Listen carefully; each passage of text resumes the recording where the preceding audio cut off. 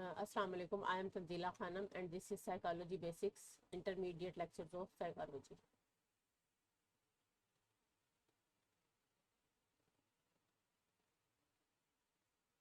आज का जो हमारा टॉपिक है, हम चूँकि पर्सनालिटी का चैप्टर जो है वो कवर कर रहे हैं, तो उस सिलसिले में आज का हमारा टॉपिक है कि मेजरमेंट ऑफ पर्सनालिटी, यानी हम पर्सनालिटी को किस तरह से मेजर कर सकते हैं। अच्छा, ये एक ऐसा टॉपिक है कि हम में से बहुत से लोग जो हैं वो पर्सनैलिटी को मेजर करने के बड़े शौकीन होते हैं। हम डिफरेंट किस्म के जो तरीके हैं इस्तेमाल कर रहे होते हैं। मेजरमेंट का मतलब है कि किसी की पर्सनैलिटी को देखना, उसको मॉनिटर करना, उसको ऑब्जर्व करना, या फिर उसको एक चीज़ जो हम आम जिंदगी में करते हैं, जज करना, जो कि हमें साइकोलॉजी के रूप में हमें लोगों को जज नहीं करना चाहिए। लेकिन अगर हम एक लेमैन लैंग्वेज में देखें तो हम उसकी जज किस तरीके से कर रहे होते हैं, उसकी जो फिजिकल अपीयरेंस है उसका हम ये देखते हैं कि उसकी ड्रेसिंग कैसी है, उसकी जो है वो फिजिकल अपीयरेंस में उसकी आ जाती है उसकी ड्रेसिंग, उसकी जो है वो कन्वर्सेशन का स्टाइल कि वो किस तरह से बात कर रहा है, उसके अलावा उसकी बॉडी लैंग्वेज। ये भी वो चीज़ें हैं जिनकी मदद से हम, ये जो लेमैन है वो दूसरे की पर्सनैलिटी को जज कर रहा होता है, ऑब्जर्व कर रहा होता है। फिर हम दूसरे लोगों का बिहेवियर, उनका किरदार, उनकी डिफरेंट सिचुएशन के अंदर वो किस तरह से जो है वो बिहेव कर रहे हैं, लोगों के साथ किस तरह से इंटरेक्ट कर रहे हैं, ये चीज़ें भी जो है हम उनकी देखते हैं और उनको उसकी पर्सनैलिटी का हिस्सा समझ के उसको मेजर करते हैं। तो लेकिन और इसके अलावा हम कुछ ये भी देखते हैं कि कुछ हमें इंटरनेट के ऊपर भी बहुत सारे डिफरेंट किस्म के पर्सनालिटी टेस्ट मिलते हैं, और बहुत से लोग उनको अपने ऊपर एडमिनिस्टर करके अपनी पर्सनालिटी को लेबल कर रहे होते हैं। तो वो सारे ऑथेंटिक या उस तरह से समझ लें कि रिसर्च प्रूवन नहीं होते। आज हम इस बारे में भी थोड़ा सा चीज़ों को क्लियर करेंगे, क्योंकि मेरे पास कुछ ऐसे क्लाइंट्स आते हैं, ख़ास तौर पे टीनेजर क्लाइंट्स ऐसे आते हैं जो अपने आप को डिफरेंट किस्म के साइकोलॉजिकल टेस्ट जो कि नेट पे अवेलेबल हैं, जिनकी कोई साइंटिफिक बेस नहीं है या जिनके पीछे कोई रिसर्च मौजूद नहीं है, एक्सपेरिमेंटल रिसर्च ऐसे टॉपिक के ऊपर नहीं हुई, तो उसको अपने ऊपर एडमिनिस्टर करके और अपने आप को लेबल करके तो वो मेरे पास आते हैं कि हमें तो ये प्रॉब्लम है, हमारी पर्सनैलिटी इस तरह की है। तो उनको हमेशा मैं यही बताती हूँ, यही गाइड करती हूँ कि ये जो हम बग़ैर किसी रिसर्च बेस के जो टेस्ट बने होते हैं, उन वो हमारी पर्सनैलिटी को उस तरह से मेजर नहीं कर सकते या उस तरह से डिफाइन नहीं कर सकते। तो उसके लिए जो साइकोलॉजिस्ट हैं उन्होंने डिफरेंट इसके ऊपर डिफरेंट जो पर्सनैलिटी कंस्ट्रक्ट्स हैं या डिफरेंट जो पर्सनैलिटी ट्रेट्स हैं, उनके ऊपर एक बड़ी वास्ट और बड़ी समझ लें कि रिच रिसर्च की जो होती है, और उसकी बेस पे फिर जो है वो जो टेस्ट बनाए जाते हैं मेजरमेंट ऑफ पर्सनैलिटी के, उनको हम कहते हैं स्टैंडर्डाइज टेस्ट। तो यहाँ पे अगर हम साइकोलॉजी में बात करें, साइकोलॉजी की लैंग्वेज में, तो जो मेजरमेंट ऑफ पर्सनैलिटी है उसमें क्या है कि हम क्या करते हैं, मेजर एंड कैटेगराइज, कि हम डिफरेंट चीज़ों को मेजर भी करते हैं और कैटेगराइज करते हैं।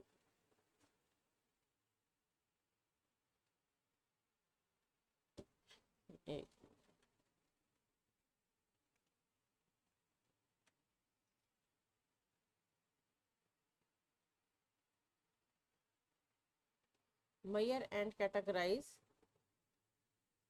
Individual differences. आपको पता है ना, बार बार मैं ये लफ्ज़ बोलती हूँ, और जाहिर है हर इंडिविजुअल की पर्सनैलिटी एक दूसरे से मुख्तलिफ होती है। तो जो पर्सनैलिटी की असेसमेंट्स हैं या जो पर्सनैलिटी की डिफरेंट मेजरमेंट्स हैं, वो क्या करती हैं, मेजर करती हैं और कैटेगराइज करती हैं individual differences in personality traits, कि हर इंसान की जो कैरेक्टरिस्टिक हैं एक दूसरे से मुख्तलिफ हैं। ट्रेट मैंने आपको बताया था ना कि ऐसी क्वालिटी जो रिलेटिवली स्टेबल और परमानेंट होती है, और उसके साथ साथ बिहेवियरल टेंडेंसीज, क्योंकि यही चीज़ें जो है ये मिलकर इंसान की पर्सनैलिटी को बना रही होती हैं। तो जो साइकोलॉजिकल टेस्ट हैं, पर्सनैलिटी टेस्ट, वो क्या करते हैं, वो इन चीज़ों को मेजर भी करते हैं, जो इंडिविजुअल डिफरेंसेस हैं पर्सनैलिटी ट्रेट्स में और बिहेवियरल टेंडेंसीज में। अच्छा, उसके बाद इन टेस्ट को हम कहते हैं स्टैंडर्डाइज्ड पर्सनैलिटी टेस्ट। ठीक है, ये आम, मैंने जैसे आपको बताया कि इधर उधर से आप कोई टेस्ट उठा के उसको अपने ऊपर एडमिनिस्टर कर लेंगे तो वो टेस्ट स्टैंडर्डाइज्ड नहीं होता। अब हम आज इसको थोड़ा सा ये देखते हैं डिटेल में कि स्टैंडर्डाइज पर्सनैलिटी टेस्ट क्या होता है। अब और इन टेस्ट को बनाने के लिए इसके कुछ स्टेप होते हैं कि किस तरह से जो है वो एक स्टैंडर्डाइज टेस्ट बनाया जाता है, ना सिर्फ पर्सनैलिटी का बल्कि कोई भी साइकोलॉजिकल टेस्ट हो तो उसमें उसके कुछ स्टेप्स होते हैं। और ये फिर हमें पर्सनैलिटी के बारे में बिल्कुल सही सही इंफॉर्मेशन देता है। सबसे पहले जो है एक लार्ज सैंपल लिया जाता है। जब कोई भी हमने रिसर्च करनी होती है तो उसमें मैंने आपको बताया था कि उसमें पूरी जिस पॉपुलेशन के ऊपर हमने रिसर्च करनी होती है उस पॉपुलेशन को पूरी की पूरी को हम उनके ऊपर रिसर्च नहीं कर सकते क्योंकि हमारे इतने रिसोर्सेज नहीं होते। तो उसके लिए फिर हम ऐसे सैंपल्स या ऐसे कुछ लोग मतलब सेलेक्ट करते हैं। उसके डिफरेंट तरीके हैं सैम्पलिंग के, डिफरेंट टेक्निक्स है, एक बहुत बड़ा वास्ट टॉपिक है अगर रिसर्च की बात करें तो वहाँ पे फिर जो है वो सैंपल्स लिए जाते हैं। ऐसे सैंपल लिए जाते हैं जिनके अंदर वो सारी कैरेक्टरिस्टिक या प्रॉपर्टीज मौजूद हो जिनको जो कि पॉपुलेशन में मौजूद है। तो इसको हम कहते हैं रिप्रेजेंटेटिव सैंपल्स, कि ये जो सैंपल हमने लिया है, ये जितने लोग हमने लिए हैं, ये उस पूरी पॉपुलेशन को रिप्रेजेंट कर रहे हैं, यानी इनके अंदर वो सारी कैरेक्टरिस्टिक मौजूद हैं जिनको हम मेजर करना चाह रहे हैं। ठीक है, उसके बाद क्या किया जाता है कि फिर उसके बाद आइटम जो है, डिफरेंट किस्म के आइटम्स या क्वेश्चन जो हैं वो उनको डेवलप किया जाता है।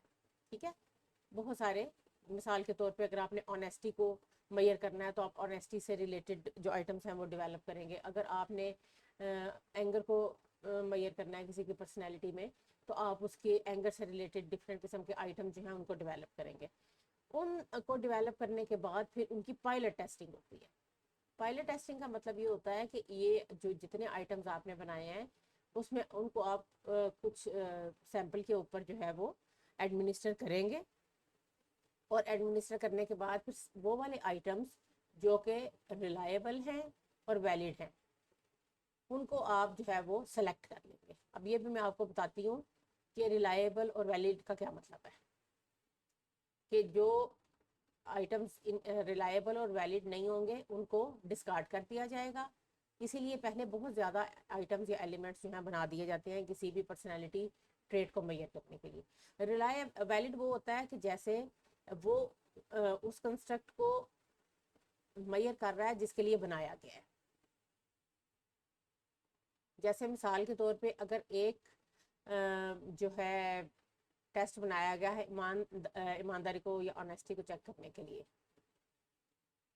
तो अगर उसके लिए वो आपकी ईमानदारी को वाकई चेक कर रहा है तो उसको हम कहेंगे ये वैलिड है। मिसाल के तौर पे अगर आप एक इंसान की ईमानदारी क्या है, एक इंसान की ईमानदारी ये है कि आपने उसको एग्जाम में बिठाया, पेपर करने के लिए दिया, और साथ आपने उसके इर्द गिर्द कहीं, आपने देखा होगा ना टीचर्स आपके बैग और सारी चीज़ें ले लेते हैं, लेकिन आप उसका बैग और उसकी जो बुक्स है ना वो वहीं पड़ी हुई है, और टीचर थोड़ी देर के लिए बाहर गया और उस बच्चे ने या तो मोबाइल खोल लिया या बैग निकाल लिया, तो ये क्या है, यहाँ से उसकी डिसऑनेस्टी शो होगी।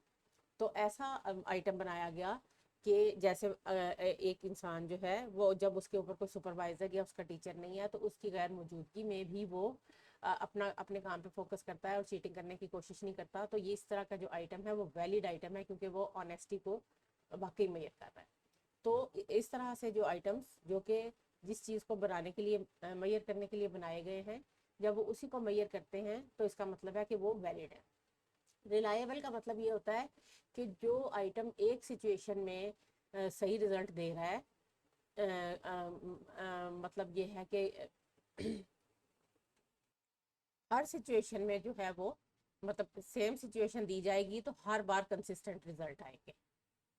मतलब उसके रिजल्ट सेम सिचुएशन के अंदर बार बार अगर उसको अप्लाई किया जाएगा तो उसके जो है वो कंसिस्टेंट रिजल्ट आएंगे। तो ये कंसिस्टेंसी ऑफ द रिजल्ट जो है वो किसी भी आइटम की रिलायबिलिटी को शो करती है।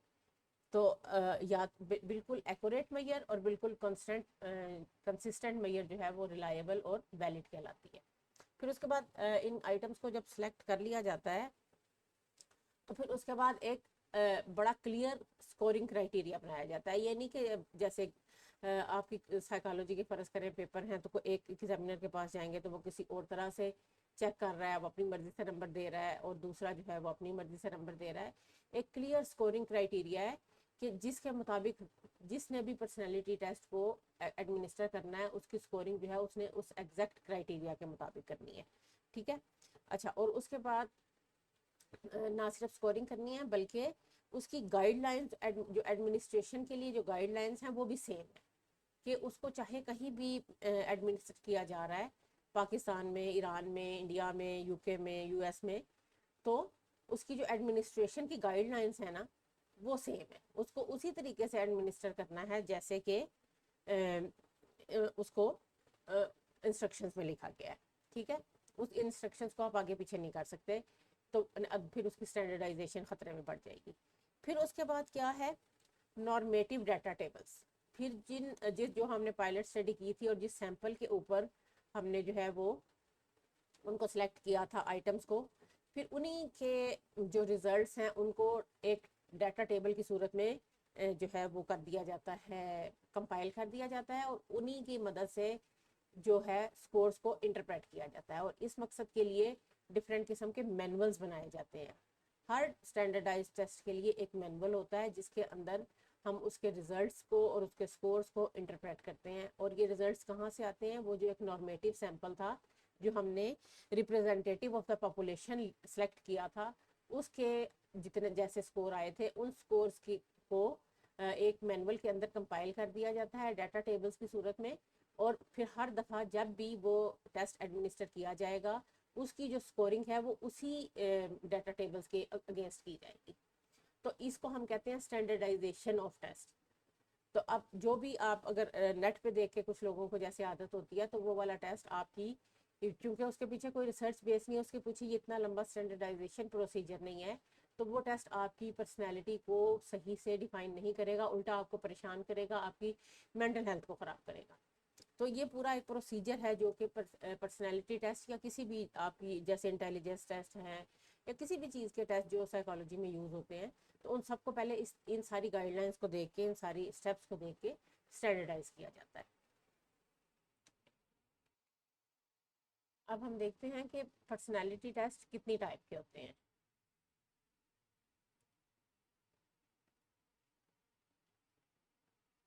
मेनली जो पर्सनैलिटी टेस्ट हैं वो दो टाइप्स के होते हैं। नंबर 1, ऑब्जेक्टिव पर्सनैलिटी टेस्ट या objective test of personality.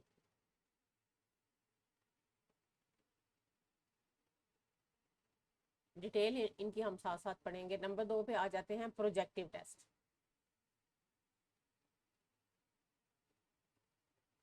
Projective test of personality. और एक और चीज़ जो आपकी बुक में अलग से दी हुई है वो है इंटरव्यू। इंटरव्यू भी बेसिकली होता ऑब्जेक्टिव टेस्ट के अंदर ही आता है, लेकिन इसको आपकी बुक में चूंकि अलग हेडिंग के अंदर लिखा हुआ है इंटरव्यू को, तो इसलिए मैं इसको अलग से पढ़ा रही हूँ। इस वीडियो में आज हम इंटरव्यू पढ़ेंगे, और बाकी ये जो ऑब्जेक्टिव टेस्ट ऑफ पर्सनैलिटी और प्रोजेक्टिव टेस्ट ऑफ पर्सनैलिटी है, ये हम अलग, क्योंकि ये वास्ट टॉपिक्स हैं, तो इनको हम अलग अलग जो वीडियो लेक्चर्स हैं उनमें कवर करेंगे। तो आज हम पढ़ते हैं कि इंटरव्यू क्या है और किस तरह से वो पर्सनैलिटी को मेजर करने के लिए यूज़ किया जाता है। इंटरव्यू को अगर हम डिफाइन करें, इंटरव्यू एक ऐसी चीज़ है जिसमें आपके बारे में हर इंसान जानता है, कि कोई भी फेस टू फेस कन्वर्सेशन है, चाहे 2 लोग बैठे हैं चाहे 4 लोग बैठे हैं, फेस टू फेस जो कन्वर्सेशन हो रही है उसको हम इंटरव्यू का नाम देते हैं। और ये ना सिर्फ साइकोलॉजी में बल्कि हर जगह पे जो है, हर फील्ड में इंटरव्यू जो है वो बहुत ज़्यादा इस्तेमाल हो रहा है। चाहे आपने कोई यूनिवर्सिटी में एडमिशन लेना है, चाहे आपने जॉब के लिए जाना है, चाहे आपने आपको मीडिया पे किसी ने बुलाया हुआ है, हर जगह पे जो है face to face conversation interview की सूरत में हो रही होती है। और ये बहुत ज़्यादा एक समझ लें कि ऑथेंटिक तरीका है लोगों के बारे में इंफॉर्मेशन लेने का, कि आप एक इंसान से उसको सामने बिठा के इंफॉर्मेशन ले रहे हैं, और ना सिर्फ इंफॉर्मेशन ले रहे हैं बल्कि जो चीज़ आपको उसके बारे में नहीं समझ आ रही, आप उससे एक्सप्लेनेशन भी मांग रहे हैं कि अच्छा इस बात की आपने ये जो बात की है आपको मुझे उसकी समझ नहीं आई, तो इस फौरी तौर पे आप उससे एक्सप्लेनेशन भी मांग लेते हैं। तो इससे क्या है कि इंफॉर्मेशन जो आपने ली है वो ज़्यादा बेहतर और ज़्यादा अच्छे तरीके से आप तक पहुँच जाती है। अच्छा, उसके बाद क्या है कि ये इंटरव्यू जो है ये डिफरेंट जो है वो तरीक़ों से हो सकता है और डिफरेंट टाइप्स ऑफ इंटरव्यू जो है वो ली जाती हैं। अभी हम ये देखते हैं कि टाइप्स ऑफ इंटरव्यू क्या है, कि किस तरीके से ये जो है वो कंडक्ट हो सकता है।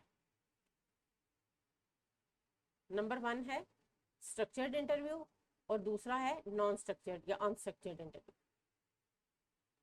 स्ट्रक्चर्ड इंटरव्यू वो होता है जिसके अंदर जो है वो प्री डिटर्मिन्ड क्वेश्चंस होते हैं। एक जो इंटरव्यूअर है उसने पहले से ही सवालों की एक लिस्ट बनाई होती है और उनको वो उसी ऑर्डर में और उसी अंदाज में पूछता जाता है और आगे चलता जाता है, पूछता जाता है और आगे चलता जाता है। तो इसमें यह है कि उसने अपनी जो उसके इंफॉर्मेशन इकट्ठी करनी है उसके अकॉर्डिंगली उसने क्वेश्चंस बना के रखे होते हैं और उन्हीं को फॉलो करते हुए वो चलता जाता है और इंटरव्यू को उसी साइड पे लेके जाता है जहाँ पे उसने पहले से प्लान किया होता है। जो अनस्ट्रक्चर्ड इंटरव्यू होता है ये प्री प्लान नहीं होता, ये जो है ना समझ लें कि फ्री फ्लोटिंग चलता है कि एक इंडिविजुअल जो है वो उससे आपने एक सवाल पूछा और उसके बाद उसने जो जवाब दिया तो उसी के जवाब के अंदर से आपने मज़ीद सवाल निकाल लिया, उसी के फिर अगले जवाब में से आपने मज़ीद सवाल निकाल लिया। यानी चीज़ों को ज़्यादा बेहतर तरीके से एक्सप्लेन करने के लिए अनस्ट्रक्चर्ड इंटरव्यू जो है यूज़ किया जाता है। और आमतौर पे जो अगर हम साइकोलॉजी की बात करें तो जो क्लिनिकल डायग्नोसिस है उसके लिए इस तरह के इंटरव्यू जो है जिसको हम क्लिनिकल इंटरव्यू भी कहते हैं वो उसके लिए यूज़ किया जाता है ताकि जो क्लाइंट है या जो पेशेंट है या जो मेंटल हेल्थ प्रॉब्लम के साथ हमारे पास इंसान आया है उसके बारे में हम ज़्यादा से ज़्यादा उसकी एनवायरनमेंट के बारे में, उसकी प्रॉब्लम के बारे में, उसकी सिम्टम्स के बारे में ज़्यादा से ज़्यादा इन्फॉर्मेशन जो है वो हासिल कर सकें। अच्छा, इसके बाद अब इंटरव्यू में टाइप्स ऑफ इंटरव्यू हमने देखी। इसमें इंटरव्यू में हम ना सिर्फ इंफॉर्मेशन इकट्ठी करते हैं बल्कि इसकी अगर हम देखें हम एडवांटेजेस की अगर हम बात करें कि हमें क्या क्या एडवांटेजेस जो है वो इंटरव्यू के तरीके से पर्सनैलिटी को मेजर करने में मिलते हैं, तो उसमें इंफॉर्मेशन के अलावा हमें उसकी बॉडी लैंग्वेज नज़र आ रही होती है। ठीक है, हमें ये पता चलता है ये चीज़ें जो है ये बल्कि हमें सिखाई भी जाती हैं जब हमने कहीं इंटरव्यू देने जाना होता है कोई जॉब के लिए या कोई एडमिशन के लिए। तो हम यहाँ पे बॉडी लैंग्वेज में क्या क्या चीज़ देखने में आती है कि आई कॉन्टैक्ट, कि वो इंडिविजुअल जो है वो आई कॉन्टैक्ट कर रहा है कि नहीं, ये उसके कॉन्फिडेंस की निशानी है। यहाँ से आपको उसकी इस चीज़ के बारे में पता चलता है। देखना पर्सनैलिटी की डिफरेंट चीज़ें मैयर हो रही हैं। फिर जो उसका पोस्चर है कि वो जो है अगर कुर्सी पे बहुत आगे होकर बैठा हुआ है तो उससे पता चलता है ये एंक्शियस है। अगर वो रिलैक्स होकर पीछे मतलब कुर्सी की बैग से टेक लगा के बैठा हुआ तो इसका मतलब है वो रिलैक्स्ड है। अच्छा, अब आगे आप जाएंगे इंटरव्यूज देने जाएंगे तो आप देखते हैं कि हर इंटरव्यू के जो पैनल के अंदर एक साइकोलॉजिस्ट भी उन्होंने बिठाया होता है। उसका काम ये सारी जो बॉडी लैंग्वेज या जो जिसको हम कहते हैं ना नॉन वर्बल कम्युनिकेशन उसको चेक करना होता है। वो सिर्फ खामोशी के साथ ऑब्जर्व कर रहा होता है इन सारी चीज़ों को कि फिर उसके अलावा उसकी पिच, वॉल्यूम एंड पिच, के एक इंसान अगर उसकी आवाज़ काम तो नहीं रही या वो ऊंचा बोल रहा है या बहुत आहिस्ता बोल रहा है, ये चीज़ें भी उसके कॉन्फिडेंस या उसके फियर को जो है वो शो कर रही होती हैं। अच्छा, उसके बाद क्या है कि उसकी जो अपरेंट जो होती है समझ लेंगे ड्रेसिंग, जो उसका ज़ाहरी हुलिया है वो भी जो है वो बहुत ज़्यादा काउंट करता है कि किस तरह से उसने अपने आप को ड्रेसअप किया हुआ है। यहाँ से भी उसकी पर्सनैलिटी के बारे में बहुत सी चीज़ें पता चलती हैं। तो सिर्फ आप वर्बल इंफॉर्मेशन नहीं लेते बल्कि नॉन वर्बल इंफॉर्मेशन, जिसको हम बॉडी लैंग्वेज को हम नॉन वर्बल इंफॉर्मेशन लिख देते हैं साथ, कि बहुत सी ऐसी चीज़ें जो वो अपने मुंह से नहीं बता रहा लेकिन आपको पता चल रही है। अच्छा, इंटरव्यू का जो मेथड है वो डिफरेंट चीज़ों में जो है यूज़ किया जाता है और हेल्प आउट करता है। लेकिन पर्सनैलिटी असेसमेंट में सिर्फ इंटरव्यू जो है उसको अकेले को हम ये नहीं कह सकते कि ये जो है वो हमें इंफॉर्मेशन दे रहा है पूरी की पूरी इंडिविजुअल के बारे में। तो इसको दूसरी जो टेस्ट हैं पर्सनैलिटी के उनके साथ मिक्स करके कंबाइन करके जो है फिर हमें जो है इंफॉर्मेशन मिल रही होती है। तो इंटरव्यू जो है वो पहले मैंने जैसे बताया क्लिनिकल डायग्नोसिस के लिए यूज़ किया जा सकता है कि किसी भी पेशेंट से आप उसकी सिम्टम्स के बारे में और उसकी डिफरेंट एनवायरमेंटल फैक्टर्स के बारे में बात कर सकते हैं। फिर उसके अलावा जो है वो अप्रेजल इंटरव्यूज़ होते हैं, जैसे कि कहीं पे आपने उसके लिए वोकेशनल उसके लिए जाना है